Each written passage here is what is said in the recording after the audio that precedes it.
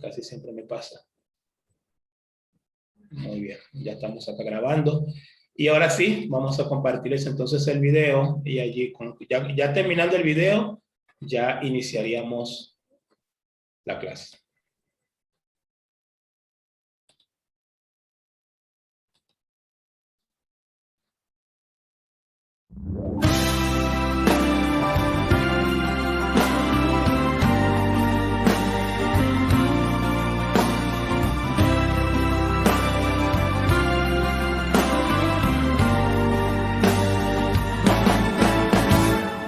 Hay alboroto en las calles, es que algo ha pasado.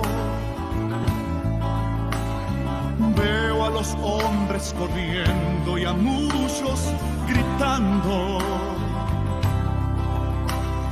Padres que buscan sus hijos muy desesperados. Parece que aquello que un día se anunció ha pasado. Yo no me encuentro en la tierra, estoy separado. Y siento que todo mi cuerpo y mi ser han cambiado. Y en este lugar en que estoy, yo gozo de calma.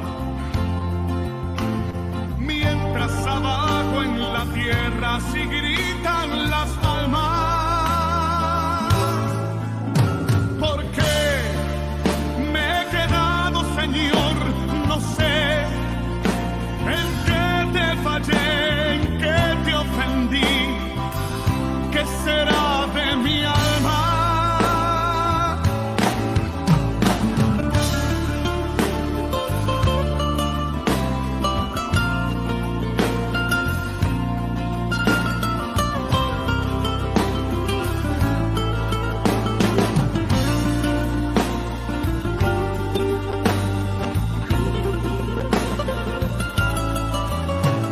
Mi mente y mi capacidad no pueden describir la gloria y el grande poder que hay en este lugar. Un trono que está rodeado de miles de ángeles, mientras abajo en la tierra se alborotan las calles.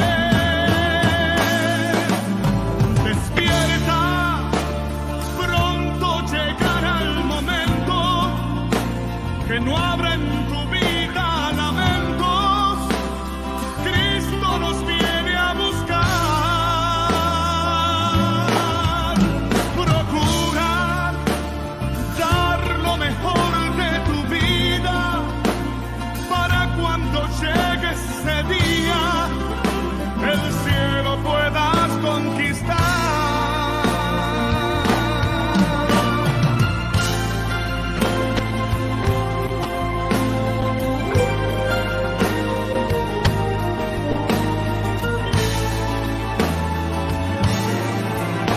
Despierta, pronto llegará el momento que no habrá en tu vida lamentos.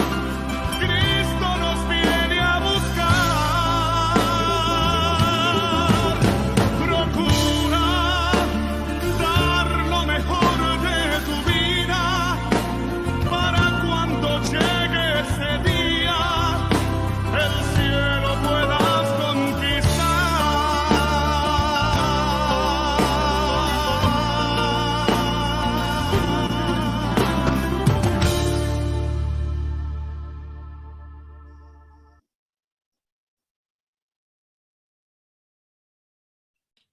Amén. Bueno, este es el video que les quería compartir. Y vamos a ver entonces ahora la lámina, que tiene mucho que ver con lo que acabamos de escuchar, más o menos en este video. Perfecto.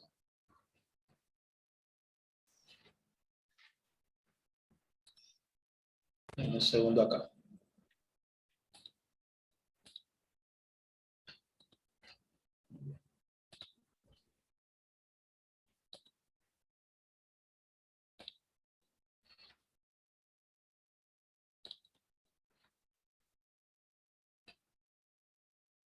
Excelente. Bueno, hermano, hemos llegado al capítulo 4, capítulo 5. Antes queremos saber, ¿no? Realmente, ¿qué dará inicio a las cosas que han de ser después de estas? Tengo una pequeña falla acá que no logro verlos.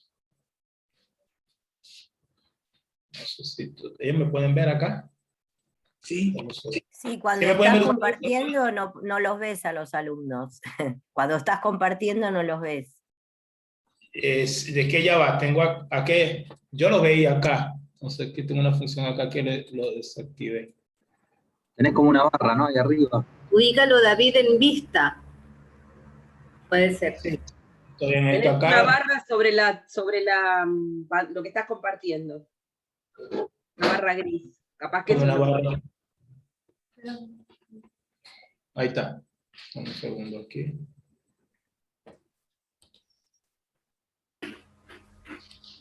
No, déjeme dejar de compartir.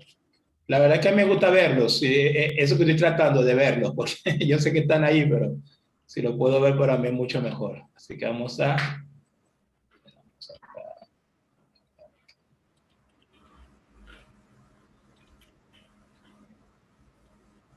Ahí está, ahora sí los puedo ver.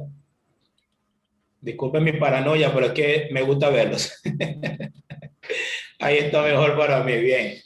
Bueno, habiendo compartido este video, este es un video de un hermano cristiano para allá de los siglos XX, muy bueno, que habla de esta realidad, la realidad de que en algún momento pues se va a dar un evento, que es el evento que todos los cristianos deberíamos estar esperando, pero que no siempre todos lo recordamos, ¿verdad? Fíjense que terminamos el capítulo 3 y justamente termina el capítulo 3 cuando ya el Señor envía su carta prácticamente a la última iglesia, la iglesia número 7, la iglesia en la Odisea, y entramos, y es como que la historia ya toma un vuelco, y vemos que el Señor Jesús, capítulo 4, vamos a ver capítulo 4, versículo 1, le dice, y el versículo 2 también, pero el 1 en primer lugar, le dice a Juan, después de esto miré, y he aquí una puerta abierta en el cielo, y la primera voz que oí, como de trompeta, hablando conmigo, dijo, sube acá, y yo te mostraré las cosas que sucederán después de estas. Este famoso versículo 1 y sumado también con el versículo 2, que lo vamos a leer en estos momentos, ha puesto a pensar a mucha gente, ¿qué significa este versículo 1? ¿Qué da a entender este versículo 1? ¿Qué es lo que va a ver Juan en este versículo 1 del capítulo 4? Porque el tema es que ahora, ya luego de haber enviado las 7 cartas, ya Juan recibe las cartas, ya documenta, mejor dicho, los mensajes para la iglesia, y se entiende que al terminar el último mensaje a la 7ª iglesia, se entiende que ya termina el juicio de Dios sobre la iglesia, y los que vencen, vencieron, y los que no vencieron, no vencieron, e inmediatamente viene un suceso, pero definitivo, que es el arrebatamiento de la iglesia, que es la venida del Señor desde el aire. El Señor todavía no pisa la tierra, esto va a pasar más adelante, por allá por capítulo 19, pero entonces el Señor le dice a Juan, sube acá. Este subir acá que le dice a Juan, para muchos teólogos eruditos, da a pensar que Juan fue un testigo ocular del arrebatamiento de la iglesia. Eso fue lo que vio Juan. Cuando dice, sube acá, y Juan, en ese momento, Juan lo que puede... Juan de alguna manera, recuerden que Juan está en un plano futurista, ahora Juan va a ver cosas que no han sucedido, pero que el Señor está permitiendo a él verlas antes que puedan suceder literalmente. Todavía no ha sucedido literalmente el arrebatamiento de la iglesia, pero Juan, como un buen personaje, o el Señor, o un personaje que el Señor utiliza para enviarlo al futuro, Juan, cuando le dicen sube acá, Juan está siendo partícipe, amados hermanos, del arrebatamiento de la iglesia. Es decir, lo que da inicio a las cosas que han de ser después de estas. Pues recuerden que como aprendimos, la iglesia, perdón, el libro Apocalipsis está dividido en 3 partes. Lo que has visto, las cosas que son y los que han de ser después de estas. ¿Qué es lo que da inicio a las cosas que han de ser después de esta? En primer lugar, el arrebatamiento. El arrebatamiento de la iglesia, amados hermanos, esa promesa del Señor a su iglesia desde aquel Juan capítulo 14, esa promesa del Señor a su iglesia desde Hechos capítulo 1, y que toda la iglesia, la primera iglesia, los apóstoles, si hubo de algo que hicieron énfasis, los apóstoles, la primera iglesia, los primeros hermanos, es que Cristo iba a venir por su iglesia. Y es que la iglesia, como lo vimos en Filadelfia, la iglesia no va a pasar por la gran tribulación. La iglesia no va a pasar por la gran tribulación. Sabemos que hoy hay posiciones encontradas en este sentido. Hay gente que dice que sí va a estar en medio de la tribulación, pero realmente, hermanos, cuando hacemos un estudio correcto, como lo hemos venido haciendo de manera sistemática, como lo vimos en la iglesia en Esmirna, como lo vimos en la iglesia en Filadelfia, la iglesia del Señor no va a pasar por la gran tribulación.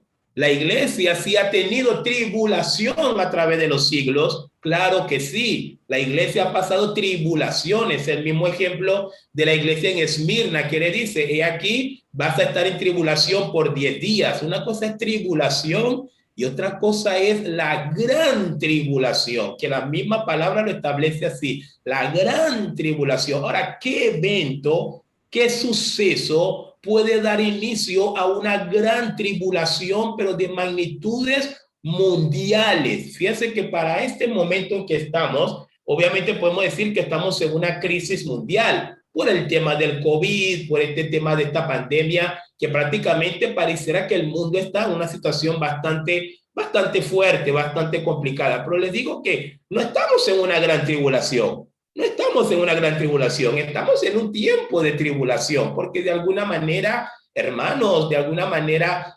la gente sigue viviendo, obviamente los que mueren por COVID mueren, pero los que están vivos, pues de alguna manera tratan de desarrollar su vida. Hay países bien, hay países que no están bien. Es decir, no es una catástrofe mundial, no podemos hablar que es una catástrofe mundial, porque inclusive lo más probable es que este año, viendo un poquito toda la sagacidad que desarrolla el ser humano, lo más probable es que este año a lo mejor el COVID ya empieza a quedar en la historia, por lo menos en la gran mayoría de los países a lo mejor más poderosos. Ya esperamos que estas cosas también van llegando también a nuestros países en Latinoamérica, pero la realidad es que el COVID no es una gran tribulación. La verdad es que no. La verdad es que el que se toma la pandemia como si fuera una gran tribulación, en verdad que creo que no tiene una fe muy sólida.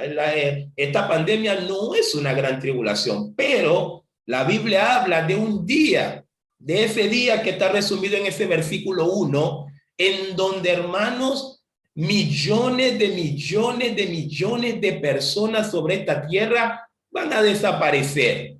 Sencillamente así, en cuestión de segundos, el Señor va a hacerle un llamado a su iglesia, que la iglesia del Señor es mucho más que la iglesia de la paternal, es mucho más que la iglesia Libres en Cristo que yo pude pastorear, es mucho más que las denominaciones, es mucho más que las conferencias cristianas, es mucho más que cualquiera de este tipo de cosas. La iglesia del Señor está compuesto, como lo hemos aprendido, por cada creyente, cada persona que confesó a Jesucristo como Señor y como Salvador, forma parte de esa iglesia. Y esa es la iglesia que el Señor, con voz de trompeta, como dice acá Juan dice, y la primera voz que oí como de trompeta hablando conmigo, dijo, sube acá. Acá entendemos la palabra ser arrebatados, la palabra arrebatamiento, que sí está en las escrituras, lo que significa es sacado violentamente. sacado violentamente. Cuando sacan a alguien o sacan a un grupo violentamente de un lugar, cuando ya para este lugar viene inminente destrucción, viene inminente peligro. En toda la escritura nosotros tenemos antecedentes para que no nos quede ninguna duda de que Dios sí tiene poder para hacer un arrebatamiento, de que Dios sí tiene poder para sacar a los justos y condenar a aquellos que no obedecieron al evangelio. Dios tiene poder para hacerlo. Lo vemos desde el Génesis. Lo vemos desde el Génesis, cuando la humanidad se volvió ya inaceptable moralmente delante de Dios. ¿Qué hizo Dios? Dios llamó a Noé, mandó a Noé a hacer un arca, metió a la familia de Noé en el arca porque son los que habían creído en él, no porque simplemente Dios lo eligió a priori, no. Porque son los que habían puesto su fe en Jesús, porque son los que habían creído por la fe lo que Dios les había dicho, que vendría un diluvio, y sencillamente ellos entraron al arca. ¿Y qué dice la Biblia? Dios exterminó toda la generación de Noé. Sí, así de fácil. Lo vemos también en el ejemplo de Sodoma y Gomorra. ¿Se acuerdan de Sodoma y Gomorra? Cuando la Biblia también dice que, y vamos a hablar de esto un poquito más adelante, por el clamor de uno, dice el autor a los Hebreos, por el clamor de uno, había uno en Sodoma que estaba, pero hermanos, no podía tolerar tanta inmoralidad que había en Sodoma y Gomorra, y había uno que estaba clamando por justicia. Había uno que estaba clamando por justicia ante tanta inmoralidad que le rodeaba, ante tanto pecado que sus ojos estaban viendo día y noche. Pues ese personaje se llama Lot.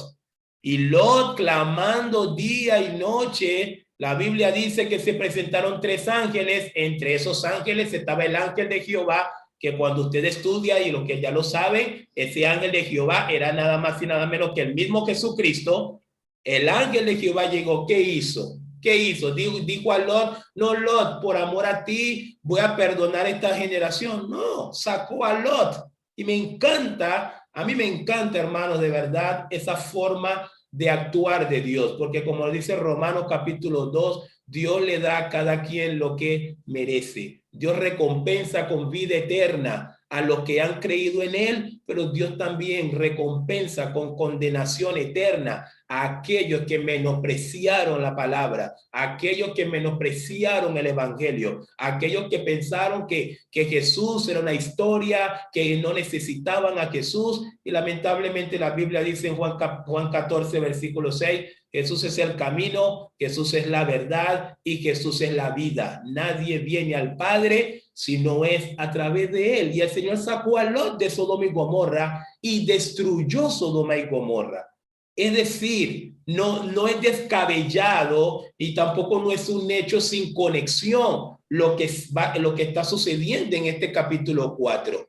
En este capítulo 4, Juan está siendo un testigo ocular del arrebatamiento de la iglesia, de ese glorioso momento. Sube acá. Y definitivamente acá tengo que hacer un paréntesis, hermanos, porque yo creo que nosotros como cristianos, o el verdadero creyente, nosotros, mira, el día que debíamos estar esperando y anhelando es ese día.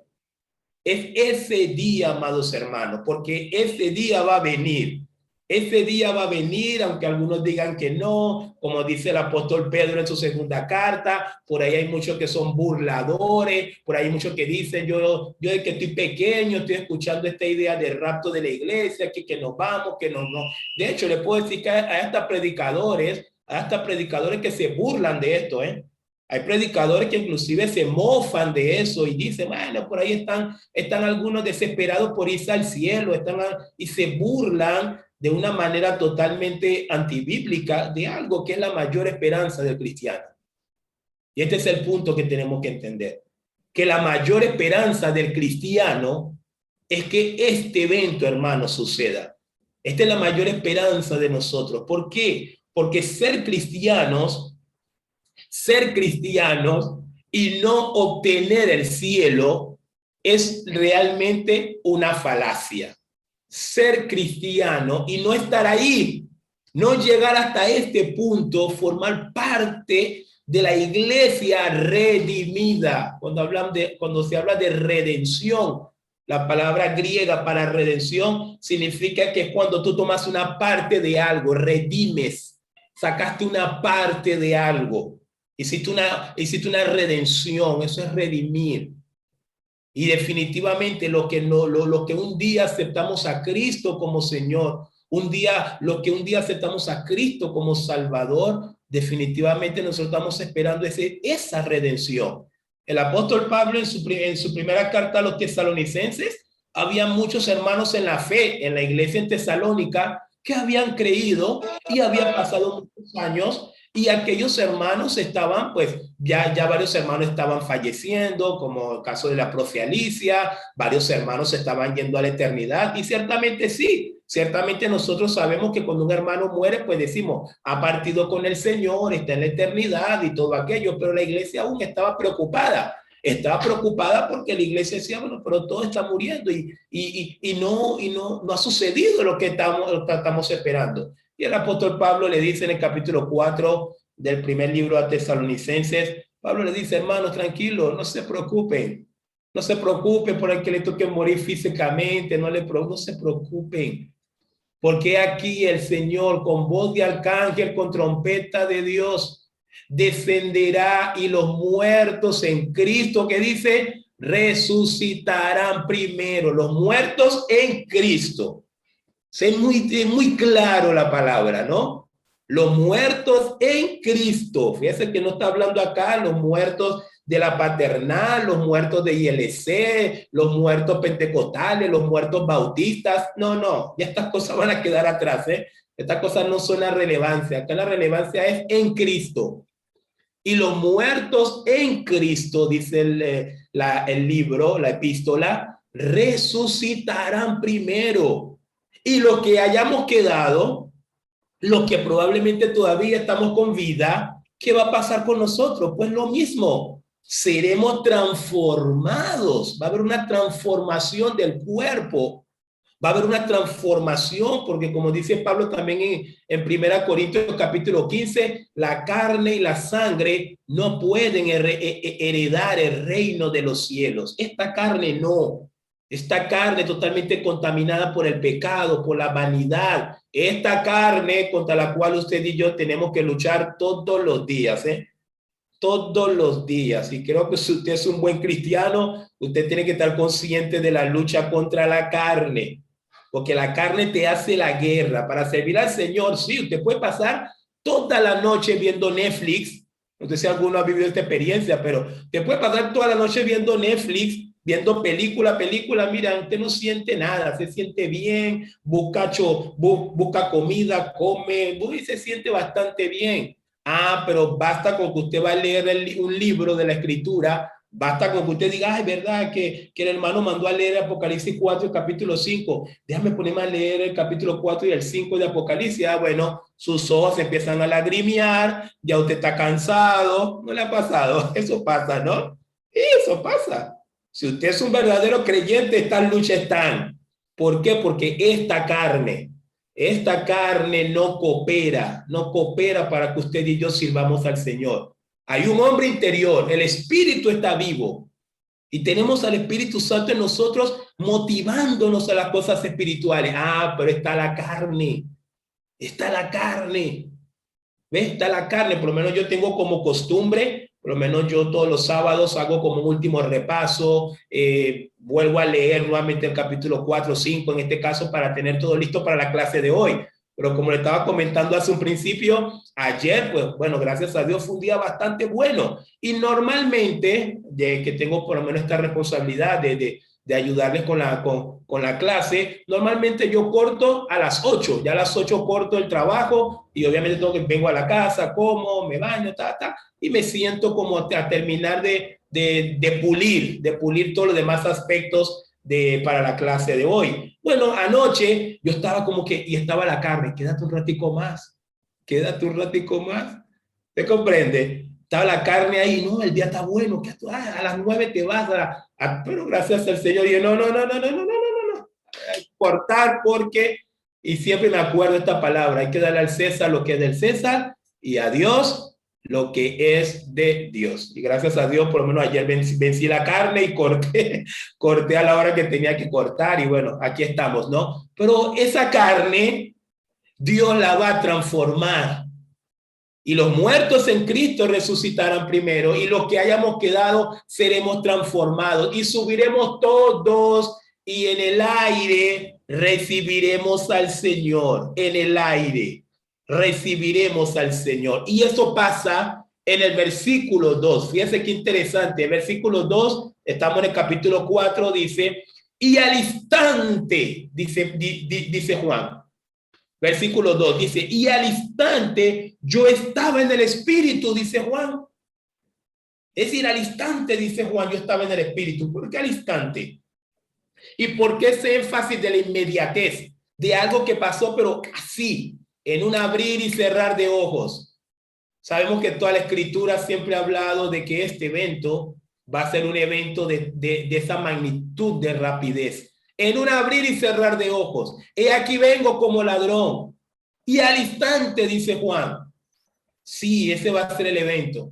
Ese va a ser el evento que va a abrir las puertas a la mayor y gran tribulación en esta tierra. Millones de millones desapareciendo. Niños, como cree la teología también, yo creo que también es así. Todos los niños inocentes al pecado desaparecerán. Las maternidades vacías, todos se fueron. El hijo del rico, el hijo del pobre, el hijo del político, el hijo del laburante, todos se van. Todos se van. ¿Usted cree que un evento de tal magnitud no va a desencadenar una gran tribulación? Sí. Ojo, sumado a todo lo que ya el mundo viene acumulando como problema. Sumando a todos los problemas que ya hay, va a haber ese evento, hermanos. Así que lo primero que quiero realmente transmitirle en esta clase, amados hermanos, es que como cristianos tenemos que volver, si no lo teníamos, y el que lo tiene que afincarlo más. Tenemos que tener una visión celestial. Tenemos que tener una visión celestial. La Biblia nos habla en nuestra condición, nos habla que nosotros somos como peregrinos. La Biblia nunca ha colocado al cristiano en esta tierra como un residente. Somos nosotros que a veces nos pensamos residentes. No, la Biblia dice peregrinos y extranjeros. Y el apóstol Pedro habla, estemos firmes en nuestro peregrinar sobre esta tierra. Peregrinar. ¿Qué significa peregrinar? Algo que está de paso. Estamos pasando nada más por aquí. Estamos pasando 50, 60 años, 80 años. Algunos tienen 80 años y piensan que ya soy residente acá. No, hermano. ¿Qué dice Moisés en el Salmo 90? 80 años no es nada, no es nada. 80 años, somos peregrinos. El que ha creído en Cristo, está de paso. Filipenses capítulo 3, 20 dice, más nuestra ciudadanía no está en los cielos, y no está en la tierra, está en los cielos, de donde aguardamos al Salvador y Redentor Jesucristo. Redentor que viene por nosotros. Y esto sucede específicamente en el libro de Apocalipsis. Así que, hermanos, que dará inicio a las cosas que han de ser después de esta. No lo dude, el arrebatamiento de la iglesia. El arrebatamiento de la iglesia será el catalizador para desencadenar una serie de cosas que la humanidad nunca había visto, nunca había entendido, nunca había comprendido. Pero también el arrebatamiento de la iglesia luego va a dar lugar a algo especial, impresionante, que se conoce como la adoración celestial. Y la adoración celestial se va a estar desarrollando en el cielo, mientras abajo en la tierra, como dice el video que les compartí, mientras abajo en la tierra, pues el hombre está bastante complicado con su gran tribulación. Pero usted y yo, hermanos, vamos a estar en un lugar mejor. Vamos a estar en el lugar que Dios ha preparado para nosotros. Así que yo creo que es esperanzador ya de entrada a esta clase, hermanos. Nosotros como cristianos, Pablo decía en Romanos 8, capítulo 37, antes en todas estas cosas somos más que vencedores. Y algunos toman este texto como para hablar de cosas materiales. Aquí no está hablando Pablo de ningún materialismo. Pablo no está hablando de ningún éxito terrenal cuando menciona ese texto.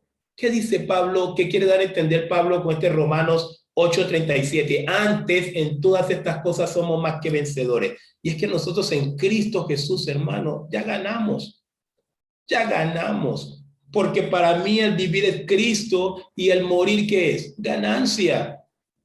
1 Corintios capítulo 15, luego el apóstol Pablo dice, y cuando se cumpla todo esto, pues se va a cumplir las escrituras. Sorbida es la muerte en victoria. Mire todo lo que el cristiano tiene preparado.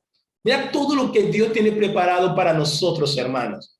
Todo lo que el Señor tiene preparado para sus hijos, para aquellos que vencieron, para aquellos que fueron fieles. Así que, avanzando un poquito más, dice, y al instante yo estaba en el espíritu y Juan llegó al cielo. Pero les comparto la segunda parte de la lámina, porque entonces ahora vamos a ver qué vio Juan. Queremos ver qué vio Juan. ¿Qué habrá visto Juan cuando llegó al cielo? ¿Ve? ¿Qué vio Juan cuando llegó al cielo? Interesante, ¿verdad? Y así, y ahí tenemos 11 versículos. El capítulo 4 es muy cortico, son 11 versículos, así que por ahí podemos dar una pincelada a algunos textos importantes de ella. ¿Qué habrá visto Juan? Bueno, la Biblia dice que cuando Juan llegó al cielo, cuando Juan ya estaba allí, lo primero que Juan ve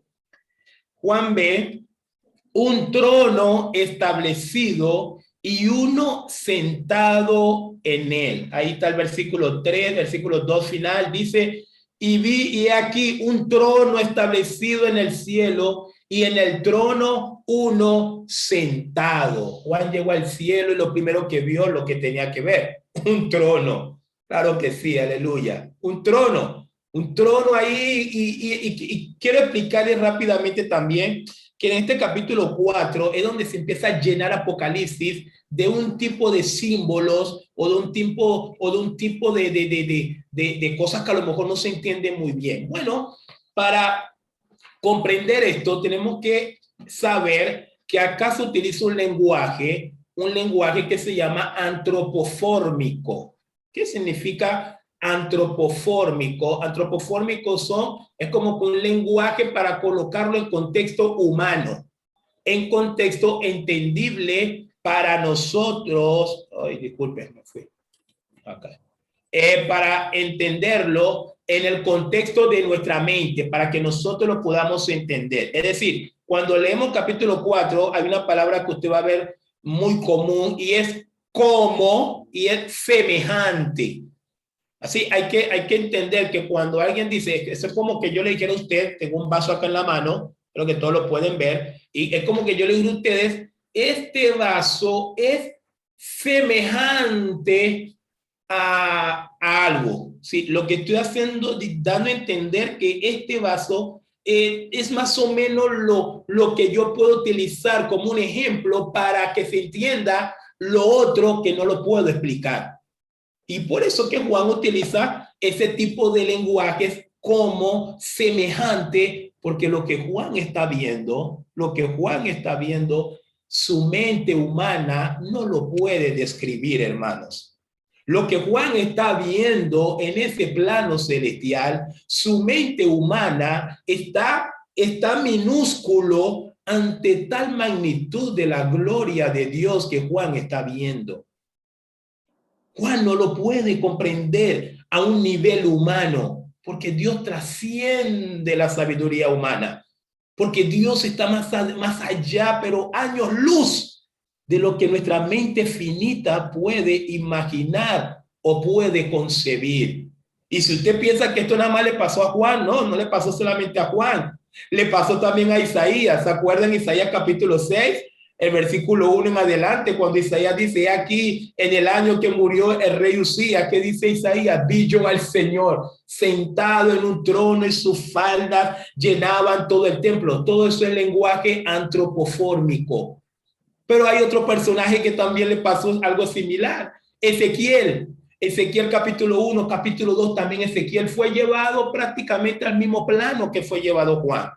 Y Ezequiel también, su mente no da, su capacidad humana no da para entender a un Dios tan grande, hermanos, a un Dios tan maravilloso, a un Dios tan indescriptible, sería la palabra más especial, a un Dios tan indescriptible. Pero también hay otro personaje, aún en el Nuevo Testamento, que también le pasó lo mismo. El apóstol Pablo, nos dice en su segunda carta a los Corintios, capítulo 12, Juan dice, yo no sé, hubo una vez un hombre hace 14 años, no sé si en el espíritu, en el cuerpo, no lo sé, pero que subió al tercer cielo.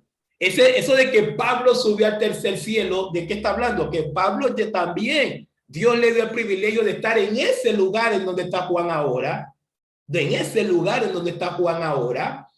y Pablo dice, y allí vi cosas, dice Pablo. De hecho, Pablo no hace una descripción de lo que pudo ver, pero Pablo dice que vio tantas cosas allí, que luego que Pablo volvió a su condición normal humana, que el Señor tuvo que colocarle un aguijón en la carne, y me fue dado un aguijón en la carne para que no me sobreexaltare en gran manera. Fíjense ustedes todo lo que Pablo vio. Lo que hay en el cielo, amados hermanos, es tan hermoso, es tan glorioso, que definitivamente usted y yo tenemos que llegar, Usted y yo tenemos que llegar. Usted y yo no nos podemos perder esa fiesta. No podemos perdernos esa experiencia eterna de estar en la presencia del Señor. Entonces, no se confunda cuando usted ve a Juan utilizando semejante como, porque no lo puede describir literalmente. ¿Sabe que ayer, preparando un poquito esta clase, quise hacer la prueba? Estaba manejando y ya en horas de la tarde se ve que el sol empieza a pegar bastante fuerte, y a veces uno tiene que poner el tapasol ahí en el auto, pero yo quise hacer la prueba y por unos minutos levanté el tapasol y ahí iba tratando de mirar directamente al sol. Y no sé si a usted le ha pasado eso, pero cuando trata de mirar directamente al sol ahí en su máxima magnitud, usted no ve que su vista empieza a hacer como unas cosas raras, ¿no? Es como que no logra coordinar, a veces puede ver como un pequeño aro, y cuando saca la vista del sol, no termina de ver bien. Bueno, ¿usted se acuerda lo que decía Apocalipsis capítulo 1? Cuando Juan vio a Cristo, ¿qué decía Juan? Juan dice que Cristo brillaba como el sol o más que el sol. Más que el sol. Entonces, que imagínense, si este rayo de sol fue capaz de producir todo esto en mi cara, en mi rostro y aún en mi mente, mirándolo fijamente, imagínense ustedes ver un ser más brillante que el sol, más luminoso que el sol, pero por largo rato. Y era eso que estaba viendo Juan.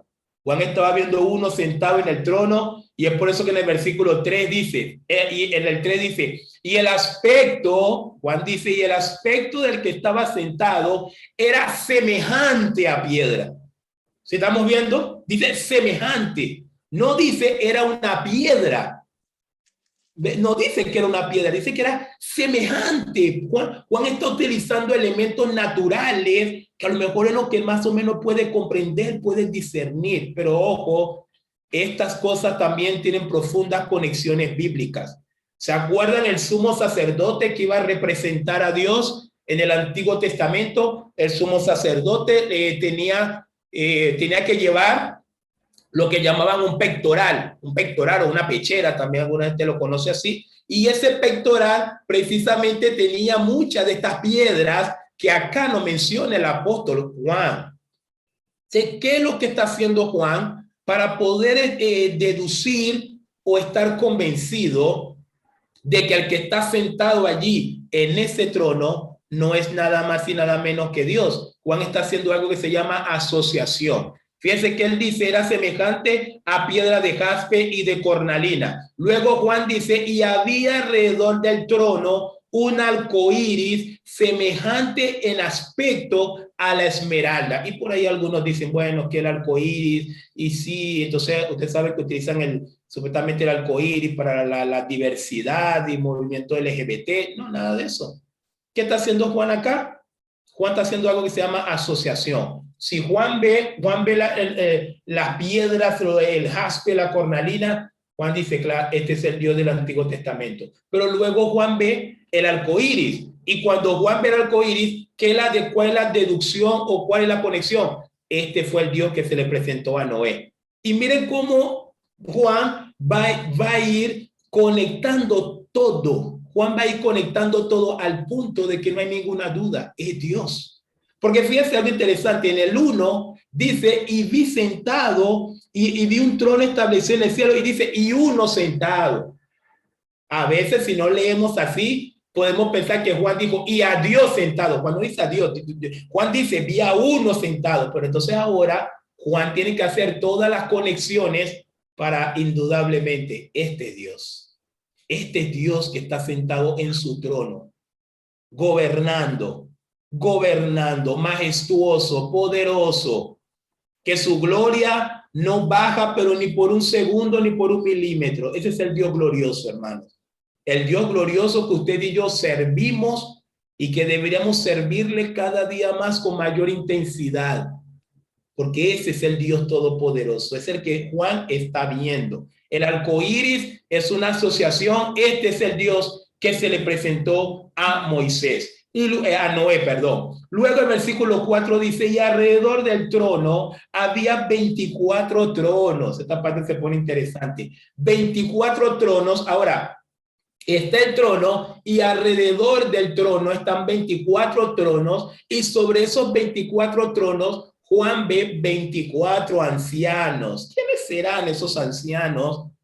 24 ancianos, están con corona, están con vestiduras blancas. ¿Quiénes serán? Pues bueno, creo que en este punto no hay mucho que hablar. La mayoría de los eruditos, la mayoría de la teología está perfectamente en armonía de que esos 24 ancianos no representan otra cosa sino la iglesia. La iglesia, hermanos, la iglesia. Usted y yo, en este momento que usted debería decir amén. Este es el momento que usted debería decir amén desde su casa. Esa es la iglesia. Finalmente llegamos. Finalmente llegamos, sí, contra todo pronóstico, contra todo aquellos que se burlaban de nosotros, contra todo aquellos que decían, este está perdiendo. Mire, hermano, usted no tiene idea, en mi juventud, de cuánta gente, y acá es un testimonio personal que les comparto porque lo tengo en mi corazón, no tiene idea de cuánta gente, no solamente gente de afuera de la iglesia, sino aún gente dentro de la misma iglesia, me decían a mí de joven, metido yo en el ministerio, trabajando para el Señor, David, estás desperdiciando tu juventud. David, estás desperdiciando tu juventud. Tú puedes estar haciendo otra cosa, tú puedes estar haciendo otro tipo de cosas. Yo siempre quise ser piloto y cuando ya vi que no podía ser piloto para manejar avión, también quise ser policía, tampoco pude ser policía y terminé siendo chofer de Cabify. Más o menos es el fin de mi historia por ahora, pero en el ministerio sí lo daba todo. En el ministerio lo daba, y había gente que me decía, no, estás desperdiciando tu juventud. Y no, hermanos, no. Gracias al Señor, yo tenía la mirada bien puesta donde la tenía que tener. Porque esto va a llegar. Finalmente vamos a llegar. Sí, finalmente va a haber un día donde finalmente vamos a llegar. 24 tronos, 24 ancianos, representa la iglesia. La iglesia que ha llegado. Fíjense algo interesante. Esos 24 ancianos, ¿por qué le dicen ancianos? ¿Ustedes saben cuál era el objetivo de Dios con la iglesia? ¿Cuál era el objetivo del Señor para dejarnos acá? Porque el día en que nosotros creímos, simplemente el Señor nos fue absorbiéndonos a cada uno y subir directamente al cielo, porque había que pasar un proceso. Había que pasar un proceso que nos llevara a esa condición de anciano. Había que pasar un proceso y ese proceso hay que vivirlo acá. Ese proceso de madurez espiritual. Ese proceso de crecimiento en la gracia, crecimiento en la fe y de tanto crecer, pues se abre la otra puerta, la madurez en Cristo, la madurez espiritual. Es un proceso que hay que pasarlo acá. Pero acá vemos, alabado sea el Señor, ya en el cielo no tenemos una iglesia neófita. No tenemos una iglesia principiante, y ahora tenemos una iglesia anciano. Anciano significa que finalmente Dios procesará a su iglesia como así lo ha prometido. Filipenses capítulo 1, en el versículo 5 o el 6, no me equivoco ahorita, Pablo dice, y estando persuadido de esto, que el que comenzó en vosotros la buena obra, la perfeccionará. Miren qué interesante. ¿Hasta cuándo? Hasta el día de Jesucristo. ¿Cuándo es ese día? Ese momento. Ve la perfección de la Biblia. El Señor dijo, los voy a perfeccionar hasta. ¿Hasta cuándo? Hasta el día de Jesucristo. ¿Cuándo es el día de Jesucristo para nosotros? Ahí. Y lo logró. Es decir, el Señor no falló. El Señor procesó a su iglesia de tal manera que la convirtió en esa iglesia madura, en esa iglesia santa y sin mancha, sin arruga, y ahora esa iglesia está sentada en trono, preparada para juzgar. ¿Quiénes estarán allí? Como lo hemos venido hablando y haciendo conexiones con el antiguo, con las 7 iglesias. Recuerden que las 7 iglesias estaba una tónica y los que vencen, los que vencieron y los que no vencieron. Y esto nos lleva a una realidad que lo hablamos ya los domingos anteriores, hermanos. No todos los hermanos que están en la paternal van a ser salvos. Así como tampoco no todos los hermanos que están en la paternal se van a perder.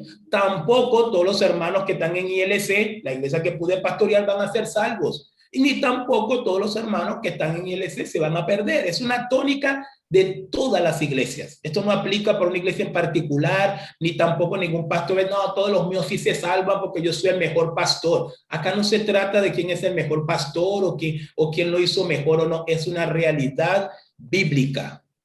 Están los que vencen y están los que serán vencidos. Pero ¿quiénes estarán allí representado en esos 24 ancianos? ¿Quiénes estarán allí? Bueno, para hacer una pequeña recapitulación final, los que estarán allí, hermanos, son primero los que no perdieron su primer amor. ¿Quiénes estarán allí? Los que lucharon contra la inmoralidad. ¿Se acuerdan de la falsa doctrina de Balaam? Los que lucharon contra la falsa doctrina de los nicolaitas. ¿Quiénes estarán allí? Los que fueron fieles hasta la muerte, como la iglesia en Esmirna. ¿Quiénes estarán allí? Los que dejen de tolerar a esa mujer que se llama Jezabel, que está llevando a la iglesia o los hermanos a toda clase de inmoralidad sexual, inmoralidad religiosa en todos los aspectos. ¿Quiénes estarán allí? Aquellos que no tenían nombre de que estaban vivos y estaban muertos, sino todo lo contrario, estaban vivos. No eran tibios tampoco, no eran fríos, sino que eran calientes, fervorosos para el Señor. ¿Quiénes estarán allí? Los que no han negado al Señor y han guardado su palabra. Esos son los que van a estar allí. Para que tengan una idea, ¿quiénes van a estar ahí? Bueno, ellos. Porque recuerden que ya la iglesia pasó un juicio. Ya la iglesia pasa el juicio. Y los que vencieron, vencieron. Y los que no vencieron, no vencieron. Es así, los que no vencieron, no vencieron. Y los que vencieron, vencieron. Y los que vencieron merecen estar allí. Y por eso tienen coronas. Aquí la palabra griega de coronas, en el Nuevo Testamento hay 2 palabras que definen la corona. Uno es estéfanos y el otro es diadema. Y las 2 aplican lo mismo, son recompensas. El estéfano se daba más que todo a los gladiadores, a aquellos que luchan, y finalmente cuando ganaban, el rey les entregaba que una corona así se me escapa el nombre de la flor ahorita, con olivo, rodeada con olivo, y esa corona se llamaba estéfanos. Y estaba la diadema, que era la corona que utilizaba el rey, que utilizaba el emperador, o utilizaba, pues, obviamente un rey. Entonces, la iglesia está coronada, eso es lo importante. Pero también algo importante es que la iglesia tiene como vestidura blanca, gloria a Dios. La iglesia tiene vestidura blanca, es decir, lo que el Señor nos ha venido pidiendo durante toda la vida y que somos cristianos, finalmente son los que van a estar allí. La santidad. La vestidura blanca representa la santidad. ¿Y qué dice Mateo capítulo 5, versículo 8? Bienaventurados, ¿quiénes? Los de limpio corazón. Mateo 5, 8, más bienaventurados los de limpio corazón, porque ellos verán a Dios. Miren qué interesante, ¿eh? Bienaventurados los de limpio corazón. porque ellos verán a Dios. Bastante claro lo dice 5:8. En el Salmo 24, el salmista David hablando también dice, ¿quién estará en el lugar santo de Jehová? ¿Quién estará en su monte santo? ¿Y quién estará en su lugar? Y luego David empieza a explicar unas especificaciones de quién puede estar en ese lugar santo. Y David dice, el limpio de mano y puro de corazón, el que no ha elevado su corazón a cosas vanas, ni jurado con engaño. Esos son los que van a estar allí. El cielo es un lugar preparado para los santos, hermanos. El cielo es un lugar preparado para aquellos que aman la santidad. El cielo es un lugar preparado para aquellos que odian el pecado, que no toleran el pecado en sus propias vidas. Porque hay gente que no tolera el pecado en la vida de otro, pero bien que la tolera en la de ella, en la de él. Si hay gente que le encanta ver el pecado en la vida del otro, pero el examen personal, el mea culpa diario, el examen interno de nosotros todos los días hay que hacerlo. Porque es muy fácil ver el pecado de otro. Es muy fácil ver la ropa sucia de otro. Pero a veces también hay que bajar la cabeza y mirar nuestra propia ropa. Pero acá va a estar una iglesia santa, una iglesia sin manchas y una iglesia sin arrugas, hermanos. Va a ser precioso ese día. Va a ser precioso ese día. La iglesia va a estar donde tiene que estar. Y por eso nosotros tenemos que perseverar. Por eso nosotros tenemos que, hermanos, no desmayar. Por eso es que nosotros no podemos en este tiempo de COVID, ni el tiempo del que sea, hermanos. Déjenme decirle algo, ya estamos sobre el final, creo que no logré correr todo el capítulo. Quiero decirle algo, hermano, la fe de un cristiano es supracircunstancial. Supracircunstancial. ¿Qué significa eso? Está por encima de cualquier circunstancia. La fe de un cristiano.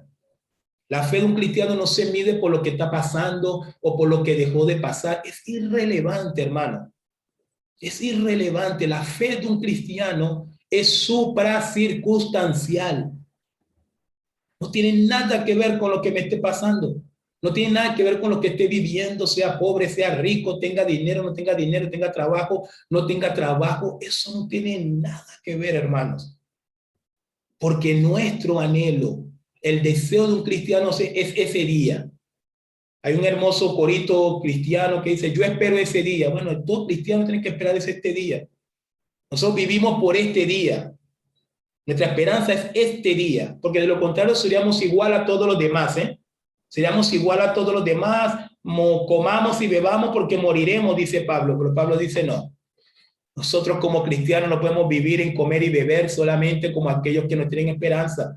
Y luego Pablo dice en su primera carta a Corintios capítulo 15, Pablo dice, hermano, os digo un misterio, no todos dormiremos, pero todos seremos transformados. Es decir, hermano, la visión celestial que tenemos que tener es lo que va a terminar, es lo que termina, me vuelvo un 8 acá, es lo que determina realmente nuestra fe, es lo que determina realmente cómo nos conducimos en este mundo. Termino con dos textos porque Juan dice en primera de Juan capítulo 3, Juan dice, y todo aquel que tiene esta esperanza, Juan dice, y todo aquel que tiene esta esperanza, ¿cuál esperanza? De que un día nosotros vamos a estar allí.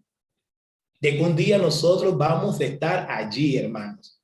Yo a veces me meto tanto en esta historia y me ilustro tantas cosas estudiando este capítulo 4 que para mí es lo medular. Es lo medular de todo este libro. El libro Apocalipsis, los 22 capítulos giran en torno del capítulo 4 y el 5. Así que por eso que yo le dije que de aquí en adelante lo que viene es puro lomito y más lomito. Porque sí, gira en torno a estos dos capítulos, principalmente todo el libro de Apocalipsis. Y yo a veces pienso un poco, ¿usted ha visto las Olimpiadas? ¿Cómo son las Olimpiadas? El día de la inauguración de los Juegos Olímpicos, ¿verdad?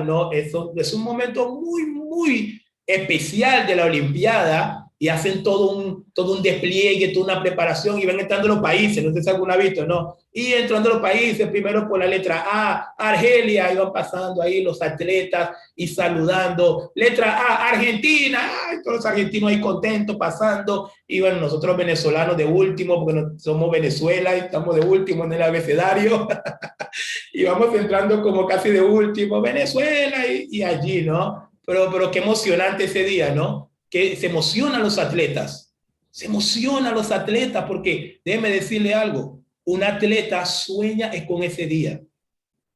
Un atleta, su sueño es estar en el día de la inauguración de unos Juegos Olímpicos. Pero pregunto, si ese es el sueño de un atleta, ¿qué hace ese atleta durante 4 años? ¿Qué hace? Lucha, se prepara, se ejercita. ¿Y por qué? Porque tiene una meta. Y entrena todos los días y está entrenando, pero porque tiene algo en la mente. Hay algo que tiene tomado su espíritu, y es que él quiere estar en el día de la inauguración de unos Juegos Olímpicos.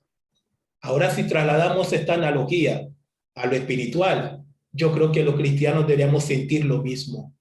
Estar ahí ese día. Y la iglesia, la paternal, a los hermanos de la paternal, hola, y saludando. Y la iglesia Libres en Cristo, los hermanos, sí, hermanos. Porque déjeme decirle algo, es rico vencer, yo.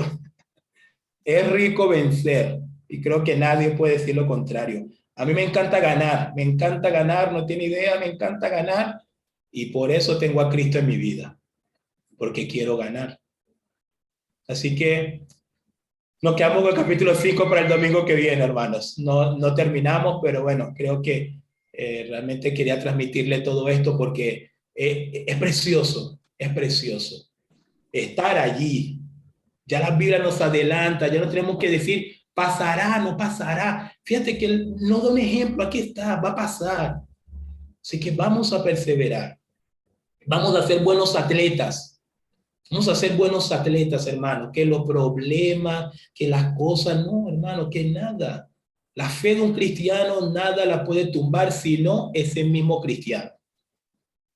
Ese mismo cristiano, que él mismo que puede matar su fe, como lo vimos con las 7 iglesias. Así que ya el domingo que viene tomaremos un momento más para hablar de las cosas que sigue viendo Juan. Juan vio tanto y tantas cosas son tan representativas que es una lucha para mí no pasar algunas por alto, porque en verdad que no quisiera pasar ninguna por alto, hermano, porque la visión celestial. Y el domingo que viene, pues vamos a ver también algo, la adoración celestial. ¿Cómo se adora a Dios en el cielo? ¿Cómo se adora a Cristo en el cielo? Y bueno, vamos a comparar más o menos cómo adoramos nosotros acá. Cómo adoramos nosotros el día de hoy y ver cómo se dan las cosas en el cielo, ¿no? Y vamos a ver si hay diferencias, si hay similitudes. Así que, hermanos, creo que hasta el punto llegué, ya son las 11:13. No sé si hay alguna pregunta, alguna duda. Sé que a lo mejor no les di mucho lugar hoy para intervenir, pero nada, solamente quería darle esta apertura que les animara espiritualmente, hermanos. Tenga esto en mente. Tenga en mente el día del Señor. Es lo que usted tiene que tener en mente como cristiano. Olvídense todo lo demás es temporal, todo lo demás es pasajero. Aún el COVID, todo es pasajero. Estar ahí es lo que usted no se puede perder, ¿ok? Yo tengo una pregunta, pero por ahí para la semana que viene. Igual es medio irrelevante, pero bueno. Quería saber por qué 24 nada más. Yo también. Sí. Bien, perfecto. 24 tenemos la simbología, o tenemos, sí, la simbología de la representatividad. 12, los 12 hijos de Israel representan las 12 tribus de Israel, y tenemos los 12 apóstoles. Los 12 da 24. Ahora, algunos dicen, pero ¿por qué las 12 tribus de Israel si la iglesia es cristiana? Pero la iglesia que va a estar en el cielo, la iglesia esta que va a llegar acá en primer lugar en Apocalipsis 4, es una iglesia judeocristiana. Porque recuerden ustedes que ¿dónde empezó el cristianismo? En Jerusalén, en Judea, en Samaria y hasta lo último de la tierra. Y no hay una iglesia de la que conocemos en el Nuevo Testamento que no haya sido compuesta por judíos y por gentiles a la vez. Así que en el contexto de la teología tiene bastante lógica. Los 12 hijos de Israel y los 12 apóstoles. ¿Por qué? Porque es una iglesia judeo-cristiana, conformada por judíos y por gentiles, sería realmente. Por eso utilizó el término judeo-cristiana, dando a entender que fue compuesta por judíos y por gentiles. Relevante, pero era la que todos queríamos saber. Todos queríamos saber, sí. Bueno, estamos bien. Hermana Reni, Trini, hermano Reni, una pregunta, ¿no? Era la misma. Era lo mismo La y misma, yo digo sí. que no era relevante, pero todos lo queríamos saber. Sí. Yo Sí, también. es relevante, sí, es relevante, siempre es relevante porque nos ayuda a tener mayor apertura mental, espiritual de lo que realmente Dios quiere hacer. Hoy, en este tiempo, hay salvación para todos. Gentiles, judíos, musulmanes, chinos, negros, árabes. Hoy, mira, hay salvación para todos. Lo que tiene que hacer la gente es venir a Cristo. Fíjense que este es el tiempo de la gracia, pero esa gracia se acaba cuando llegue este día. Se acaba. Entonces, ese es el tema. Hay que predicar el evangelio a toda criatura, a todo aquel, no mirar cultura, no mirar que este es judío, este es árabe, eso es irrelevante. Todo el que Dios nos pone, coloca a nosotros la posibilidad de predicarle, hermano, hay que predicarle, porque hoy Dios está dispuesto a salvarlos a todos. Todo aquel que cree en su Hijo se puede salvar, pero ya luego vamos a ver más adelante que ya la salvación no terminará siendo para todos, sino para un grupo en particular. Ahí lo dejo con intriga para... Ok, le escucho, hermana. David, por hay ahí- algo. Se dice que en Apocalipsis que la venida del Señor será con trompetas, ¿no? Pero también se dice que es como ladrón en la noche. ¿Por qué difiere en ese término? La trompeta era más que todo con una asociación judía. Recuerden que el toque de trompeta era más o menos para moverse, salir a la batalla. Cuando ves el libro de Números, el Señor manda al pueblo de Israel a hacer unas trompetas, que era un indicativo de un toque de trompeta significaba algo, esto, y había un toque específico de trompeta que era para la batalla, o había un toque que era para la victoria. Cuando la Biblia habla del toque de trompeta acá, se entiende que es un toque de trompeta de victoria, ¿ok? Ahora, fíjense que siempre la Biblia utiliza como de trompeta, con voz. Toda esta connotación lo que termina simplificando todo es lo que digo Jesús, sube acá. Pero recuerda que Jesús no dice sube acá con esta voz totalmente humana y débil como la que tengo yo. Cuando Cristo dice a la iglesia sube acá, lo dice con una voz de trompeta. Recuerda que así habla a Juan en Apocalipsis capítulo 1. Su hablar es como un trueno. Sí, cuando Dios habla, cuando Cristo habla, no lo escuchamos o no sale como cuando hablamos nosotros, como cuando habla el hermano Javier o el hermano Mauricio. No, cuando Cristo habla, el Cristo glorificado, cuando habla se escucha truenos, relámpagos y esa es la diferencia. ¿Ok? Bien. David, te quería proponer, no sé si es buena idea, que nos anotemos en un cuadernito preguntas y que al final tengamos una clase solo de aclaraciones, porque por ahí es feo interrumpirte y, Claro. y hay cosas que nos quedan por saber. Claro. No, bueno, le digo dos cositas. Está buena la idea, a lo mejor si es posible podemos hacer, pero también a veces tiene un beneficio de responder las preguntas en caliente, Ah, porque sí, a veces uno responde la pregunta en frío y no tiene la misma connotación. Sí, Otro punto importante, hermano, yo no tengo ningún problema que me interrumpan. A mí me encanta dar los estudios bíblicos con interrupciones. Pastor, que esto me encanta. Para mí es una bendición, no tengo problema, pero por el tiempo tan corto que tenemos, es que no logramos tenerlo. Es por eso, pero no porque yo tengo un problema. Más bien a mí me encanta, no tengo problema dar los estudios, que los hermanos, pero para mí es una bendición, no me molesta en lo mínimo, pero como tenemos un tiempo muy corto, ya se me está acabando, por cierto, es nada más por eso. Entonces, nuestro factor es más tiempo que cualquier otra cosa, ¿ok? Pero bueno, hermanos, les pido disculpas, ya nos toca tomar una clase más entonces para hablar un poquito del 5 y también voy a tratar de llegar al 6 el domingo que viene para así tampoco nos faltar la programación que ya tenemos establecidos, ¿ok? Bueno, hermanos, vamos a orar, darle gracias al Señor por este tiempo, espero que les haya servido, espero que realmente sea de bendición para ustedes. Por favor, hermano Reni, despídenos con oración, por favor. Amado Dios, Padre Santo, alabado sea tu nombre en este momento. Señor, te damos gracias por esta clase que hemos tenido. Padre bendito, Señor, que cada palabra que hemos recibido de parte tuya por medio de David, que la podamos internalizar, Señor, que podamos, Señor, hacer uso de ella. Padre, que podamos, mi Dios Santo, tener a cada instante, Señor, en mente de que somos peregrinos acá y que debemos estar preparados para cuando ese momento glorioso suceda, Señor, podamos ser arrebatados contigo a los cielos, Padre amado. Señor, el servicio de hoy lo ponemos en tus manos, mi Dios amado. Dirige a las personas que van a estar al frente de este servicio, el que traiga la palabra, mi Dios santo. Gracias, Padre bendito, en el nombre de Jesús. Amén. Amén. Amén. Amén. Amén. Bien, hermano, y bueno, para no quedarme debiéndole, para el domingo tienen que leer el capítulo 6, tienen que leer el capítulo 6 hasta el capítulo 8, versículo 5. Para el domingo que viene, capítulo 6 hasta el capítulo 8, versículo 5, que ahí están los 7 sellos, ¿ok? Bueno, hermanos, que Dios les guarde, nos vemos en el servicio, que estén bien. Gracias, hasta el domingo.